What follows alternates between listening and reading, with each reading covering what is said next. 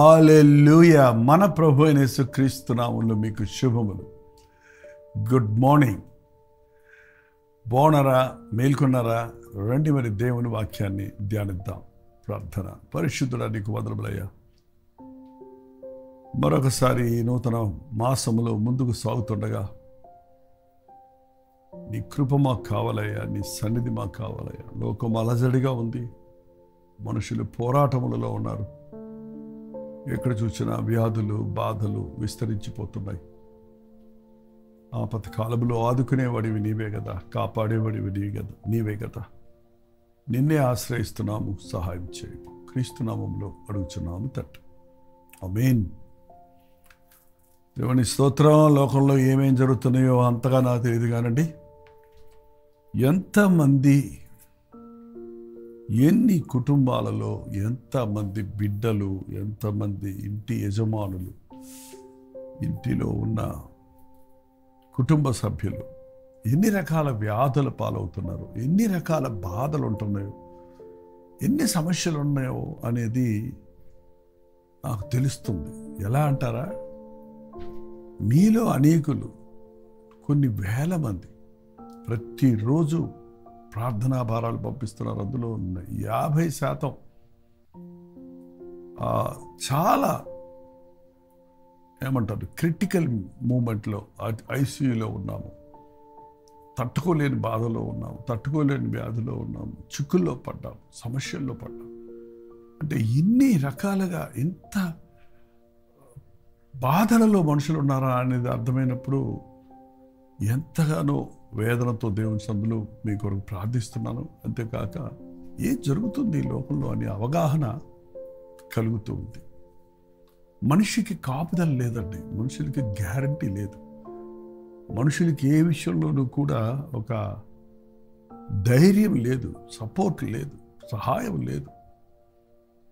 డబ్బుంటే సరిపోద్ది అనుకున్న వాళ్ళకి డబ్బున్నా సహాయం, డబ్బు సహాయం చేయలేనిది, మనుషులు సహాయం చేయలేదు, వైద్యులు చేయలేని ఎన్నో రకాల ఇబ్బందుల్లో మనుషులు ఉంటున్నారు. చాలామంది సహోదరులు ఇంటి యజమాని పట్టించుకోకపోతే కుటుంబం కోసం కష్టపడి సంపాదిస్తూ బిడ్డలను పోషించుకుంటూ, భర్త కొరకు ప్రార్థించండి, బిడ్డల కొరకు ప్రార్థించండి. నేను వేరే దేశంలో ఉన్నాను, ఇక్కడ ఈ పనులు చేయలేకపోతున్నాను, వాళ్ళు ఇచ్చే ఆ కొద్ది డబ్బులు నేను అప్పు చేసుకొని ఇండియా నుంచి వచ్చాను, ఆ అప్పులు తీస్తానికే సరిపోతున్నాయని ఒక సహోదరి కన్నీటితో పెట్టిన వాట్సాప్ మెసేజ్ వింటానంటే నిజంగా ఏంటి అంచె దినాలలో మనుషులు ఎందుకు ఇన్ని బాధల్లో ఉన్నారు అని చూస్తే, దేవునిని మనం పక్కన పెట్టినప్పుడు, దేవుని యందు విశ్వాసం ఉంచినప్పుడు ఇంకా ఆ పరిస్థితులు అలా కొనసాగుతాయి. కానీ నమ్మితే అద్భుతాలు చూస్తాం, ప్రభువుకి అప్పగించుకుంటే దీవెన చూస్తాం. ప్రభు మమ్మల్ని కాపాడయ్యా, ప్రభు నీ బిడ్డల్ని కాపాడయ్యా. చాలాసార్లు వివరంగా అందరి విషయాలు, అన్ని విషయాలు గంటల తరబడి సపరేట్గా చేయడానికి నేను కూడా మనిషినే కదండి, వీలు కాదు. కానీ అనేక సార్లు ఆ యొక్క భారాలన్నీ ప్రభు ముందు పెట్టి, ప్రభు కాపాడు, ప్రభు కనికరించు, ప్రభు సహాయం చేయి అని మొరపెడుతున్నాం.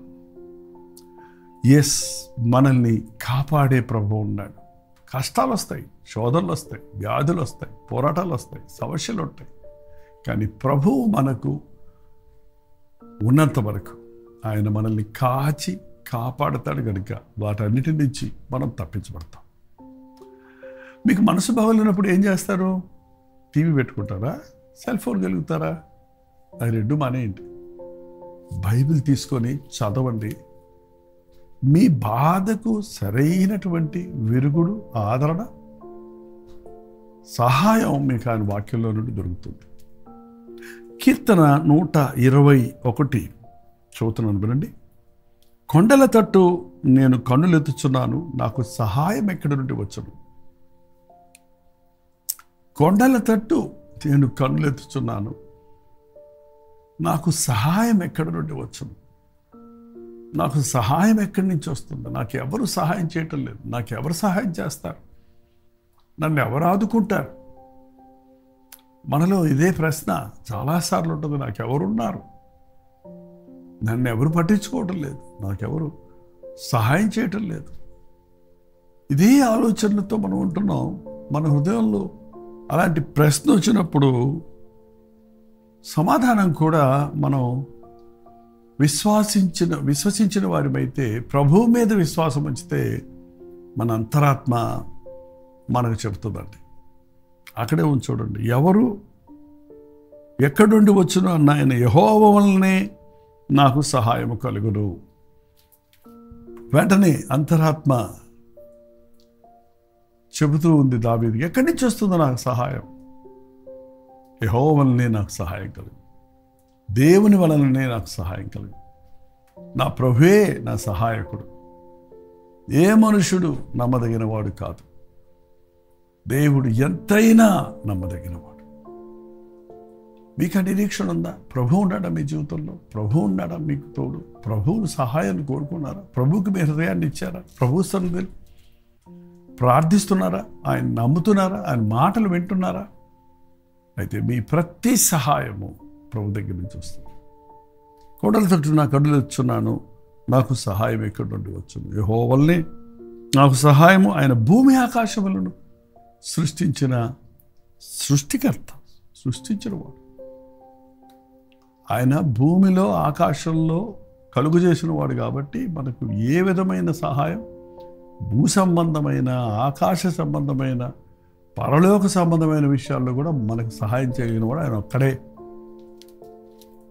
భూమి మీద ఉన్నదంతా ఆయన చేసిందే కనుక భూమిలో నీకు ఏ అవసరత ఉన్నా, భూమిలో ఉన్నప్పుడు నీకు ఏ అవసరత ఉన్నా అది తీర్చగలిగిన శక్తి ఆయనకు ఉంది అన్నది మన విశ్వాసంగా ఉండాలండి. ఆయన నీ పాదములు నీయడు, నిన్ను కాపాడువాడు కునుకడు. ఆయన నీ పాదములు తొట్టిల్లనీయడు, నిన్ను కాపాడువాడు కునుకడు. కునుకేసేటప్పటికి, అట్లా కునుకేసి తీసేటప్పటికి చాలాసార్లు ముంబై లాంటి పట్టణాల్లో ఆ మెట్రో స్టేషన్లో ట్రైన్స్లో వెళ్తున్న వాళ్ళ మీద అలా ఒక కర్చీఫ్ వేసేది. ఆ కర్చీఫ్ ఇట్లా తీసుకునే లోపల వాళ్ళ దగ్గర ఉన్న వ్యాలెట్ కానీ, డబ్బు కానీ, గొలుసులు కానీ దోచుకునేవారండి అంత క్విక్గా. కానీ మన ప్రభువు మనం కునికేస్తాం అట్టగా. మనకి పగలే నిద్రపోతున్నారు, ఎప్పుడు పడితేప్పుడు మొత్తగానే ఉంటున్నారు వాళ్ళ మనుషులు. కానీ నిన్ను కాపాడేవాడు కునుకడు, ఆయన నిద్రపోడు. కాబట్టి నీ మీద ఏగవాలకుండా చూసుకుంటాడంటే చూడండి, ఇంతకుముందు అనేవారు ఏగవాలకుండా అట్లా వచ్చి అట్లా వెళ్ళిపోద్ది ఇక అంతే. కానీ దానికి ఎన్నో ఇన్ఫెక్షన్స్ తీసుకొచ్చి అంటించిపోతున్నాయి, జబ్బులు వస్తున్నాయి బట్టి వాళ్ళు. కానీ ప్రభువు నువ్వు ఆశ్రయిస్తే, ప్రభువు నీకు నమ్మకం ఉంచితే, ప్రభువు దగ్గర నుంచి నీ సహాయం ఉందని నమ్మితే నీకు ఏ అపాయము రాకుండా ఆయన కాపాడతాడు. ఇశ్రాయేలు కాపాడువాడు కునుకడు, నిద్రపోడు. నిద్రపోడు, కునుకడు. ఆఫ్ ఆన్ డ్యూటీ లేదు. నా ప్రభు నేను నిద్రపోతున్నప్పుడు కూడా నన్ను చూస్తున్నాడు. నిజంగా చెప్పాలంటే బైబిల్ చెప్తుంది, తన ప్రియులు నిద్రించుచుండగా ఆయన వారికి ఇచ్చుచున్నాడు. మనం ఇంకా నిద్రలో ఉండగానే దేవుడు మనకు కావాల్సిన సిద్ధపరుస్తూ ఉంటాడండి. ఎవ్రీ డే ప్రతిరోజు మీరు నిద్ర మేల్కొనేలోగానే దేవుడు మీకు ఆ రోజుకు కావలసిన సందేశము, ఆ రోజుకు కావలసిన వనరులు, ఆ రోజుకు కావలసిన సహాయం, ఆ రోజుకు కావలసిన ధైర్యము, విశ్వాసము, బలము మీకు అనుగ్రహించడానికి ప్రభు సిద్ధంగా ఉన్నాడు. తన ప్రియులు నిద్రించుచుండగానే మనం నిద్రపోతాం, కానీ ప్రభువు మాత్రం మనల్ని కాపాడతాడు. ఒక కావలివాడు కావలి కాస్తూ ఉన్నప్పుడు ఎవరిని బయట వాళ్ళని లోపలికి రాకుండా చేస్తమే కాదు, లోపట వాళ్ళని బయటికి వెళ్లకుండా కాపాడతాడు. ఏ అపాయము కలగకుండా కాపాడతాడు. కావలివాడు అందరూ నిద్రపోతున్నారు కాబట్టి నేను నిద్రపోతానంటే అది కావలివాడు అవుతాడా? అలాగే చేస్తున్నారు చాలామంది. అందరూ నిద్రపోయినా సరే నేను నిద్రపోకుండా వీళ్ళని కాచుకోవాలి, వీళ్ళకి సరైనటువంటి కావలివాడిగా నేను ఉండాలి. ఒక నిజమైన దైవ సేవకుడు కావలివాడు ఇర్మియాతో చెప్పాడు, కావలివాడా సమయం ఎంత అయింది? కావలివాడు గంటకి శబ్దం చేస్తాడు, ఏ దొంగలు రాకుండా, ఏ అపాయం లేకుండా ఎక్కడ నేను ఉన్నాను అని గుర్తు చేస్తాడు. మా చిన్నప్పుడైతే ఆ రోజుల్లో ఇలాంటి చిన్న ఊరుల్లో వీధి దీపాలు ఉంటాయి, మున్సిపాలిటీ దీపాలు. వాళ్ళు వచ్చి కిరసనాలు పోసి లైట్ వెలిగించి పెట్టేవారు. ఒక గోర్ఖా తిరుగుతుండేవాడు, పారా హుషార్ అని. అంటే ఆ వీధిలో తిరుగుతున్నాడు, గట్టిగా అరుచుకుంటూ తిరుగుతుంటేవాడు. ఎక్కడన్నా దొంగలు ఉంటే, ఎక్కడన్నా అవసరత ఉంటే వాళ్ళు వెంటనే అక్కడ అతనికి కేక వేయటానికి, దొంగలు పారిపోవడానికి. మన జీవితాల్లో కూడా అనేక సార్లు దొంగ దోచుకునేవాడు సాతానండి, మన సంతోషాన్ని, మన ఆరోగ్యాన్ని, మన ఆనందాన్ని, మన కుటుంబాన్ని, మన బిడ్డల్ని, మన విశ్వాసాన్ని పాడు చేయడానికి ఎంతగానో ప్రయత్నిస్తున్నాడు. కానీ మనల్ని కాపాడే దేవుడు కుడికుడు నిద్రపోడు కనుక ఈ రోజు ఇంకా మన విశ్వాసాన్ని కాపాడుకున్నామంటే అది మన గొప్పతనం కాదు, మనల్ని కాపాడిన ప్రభు గొప్పతనం. ఇశ్రాయేలును కాపాడిన వాడు కుడికడు నిద్రపోడు. యెహోవా నిన్ను కాపాడును, నీ కుడి పక్కన యెహోవా నీకు నీడగా ఉండును. నీ కుడి పక్కన యెహోవా నీకు నీడగా ఉంటాడు. నా సాధారణంగా ఎవరైనా నా కుడి పక్కన నిలబడితే నాకు అంతగా ఇష్టం ఉండదు. ముఖ్యంగా వాక్యం చెప్తున్నప్పుడు, బలిపీఠం మీద ఉన్నప్పుడు. ఎందుకంటే మన కుడి పక్కన ఉండాల్సింది మనుషులు కాదండి, ప్రభు. ఆ స్థానం ప్రభువుకు ఉంచాలి. కుడి ప్రక్కన ప్రభువు నిలబడతాడు, మనల్ని ధైర్యపరుస్తాడు, మనకి ప్రేరేపణిస్తాడు, మనతో మాట్లాడి మనల్ని మాట్లాడేటట్టు చేస్తాడు. హల్లెలూయా. ఎక్కడో లేడు ప్రభు, నీ పక్కనే ఉన్నాడు ప్రభు అనేది విశ్వసించండి. పగలు ఎండ దెబ్బ అయినను నీకు తగలదు, రాత్రి వెన్నెల దెబ్బ అయినను నీకు తగలదు. పగలు ఎండ దెబ్బ అయినను, రాత్రి వెన్నెల దెబ్బ అయినను నీకు తగలదు. ఒక చిన్న బిడ్డ నిద్రపోతున్నప్పుడు ఆ కిటికీ పక్కన ఉన్నప్పుడు ఆ మధ్యాహ్నం సమయానికి ఆ ఎండ వచ్చి మీద పడుతుంటుంది. ఆ విషయం ఆ చిన్న బిడ్డకు తెలియదు. తను ఆదమర్చి నిద్రపోతుంటుంది, లేకపోతే ఆడుకుంటుంటుంది. కానీ ఆ ఇంటి తండ్రో అయ్యో మధ్యాహ్నం ఎండ వస్తుంది, అక్కడ బిడ్డ మీద ఎండ పడుతుందని చెప్పి గమనిస్తారు. ఆ కిటికీలు వేసి కట్టలు వేస్తారు, లేకపోతే ఇంకో స్థలానికి మారుస్తారు. అలాగే మన ప్రభు ఆపదల నుంచి మనల్ని తప్పించడానికి, చిక్కుల్లో నుంచి మనల్ని విడిపించడానికి, ఎక్కడుంటే మనం సురక్షితంగా ఉంటామో, ఏం చేస్తే మనం సురక్షితంగా ఉంటామో అని మనల్ని గమనిస్తూ కాచి కాపాడుతున్నాడు. ప్రభు నిన్ను కాపాడుతున్నాడు, నమ్మండి. ప్రభు కాపుదలను నాకుంది అని విశ్వసించండి. ప్రభు కాపుదల పోతే మన జీవితం గందరగోళం అయిపోద్దండి, గందరగోళం అయిపోతుంది. ప్రభు మనల్ని ఆదరిస్తున్నాడు కాబట్టి, ధైర్యపరుస్తున్నాడు కాబట్టి, విడిపిస్తున్నాడు కాబట్టి మనం సాఫీగా సాగలుగుతున్నాం. ఏ అపాయము రాకుండా యెహోవా నిన్ను కాపాడు. ఏ అపాయము రాకుండా యెహోవా నిన్ను కాపాడు. ఆయన నీ ప్రాణమును కాపాడు. ఏం కాపాడతాడు? ఎంతసేపు కాపాడతాడంటే మన డబ్బు, మన ఇల్లు, మన వాకిలి, మన వస్తువు, ఆహారాలు అనుకుంటున్నామే కానీ మన ప్రాణాన్ని కాపాడతాడంటే.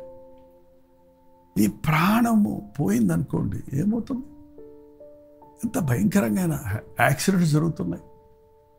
ఎంత భయంకరంగా ఈ రోజున చిన్నపిల్లలకు కూడా ఏంటంటే 8th క్లాస్ ఆ బిడ్డకి హార్ట్ అటాక్ వచ్చిందని చెప్తుంటే అర్థం కావట్లా.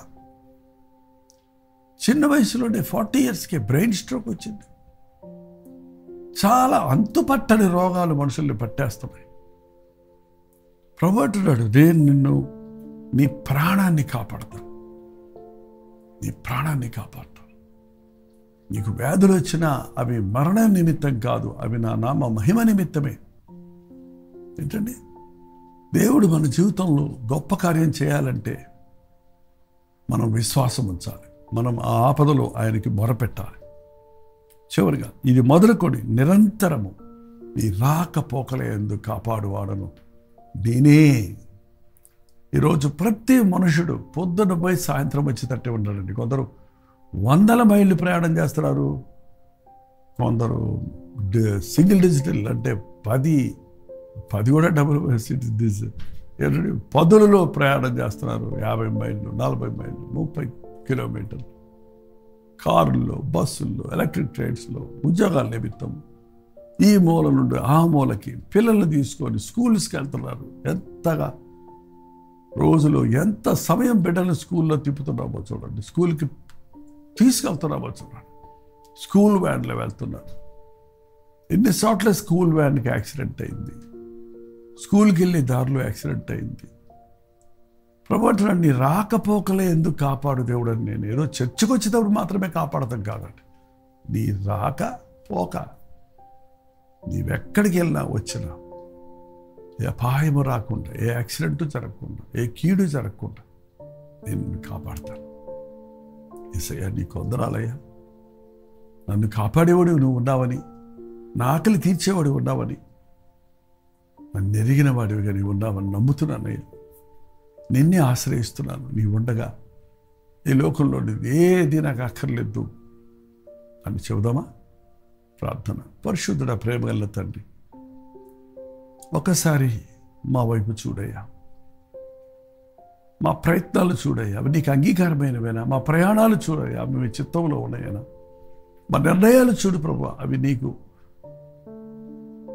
నీ దృష్టికి మేలైనవేనా అని ఎరగుటకు, నీ చిత్తంలో ఉండటకు సహాయం చేయి దేవా. నీ గొప్ప కార్యాలు మా పట్ల జరిగించు.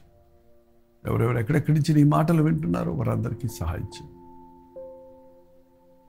వారి ప్రయాణాల్లో, వారి గృహంలో, వారి రాకపోకల్లో, వారి సంప్రదింపుల్లో, ప్రతి విషయంలో కూడా నీవు మాకు తోడుండి కీడులో పడకుండా తప్పించమని క్రీస్తు నామములో అడుగుచున్నాను తండ్రి. ఆమేన్. తండ్రి అయిన దేవుని యొక్క ప్రేమయు, కుమారుడైన క్రీస్తు యొక్క కృపయు, ఆదరణకర్త అయిన పరిశుద్ధాత్మ యొక్క సహవాసం కూడి వచ్చిన మనందరికీ ఇప్పుడు నువ్వు సదాకాలము తోడైండును కాక. ఆమేన్. దేవుని స్తోత్రం. మీ ప్రార్థన వసతుల బారాలు 9540 నెంబర్కి ఇతర దేశాల్లో ఉంటే 91001010 నెంబర్ టెక్స్ట్ లేక వాయిస్ మెసేజ్ ద్వారా వాట్సాప్ పెట్టండి. మీ పక్షాలు మేము ప్రార్థిస్తున్నాం.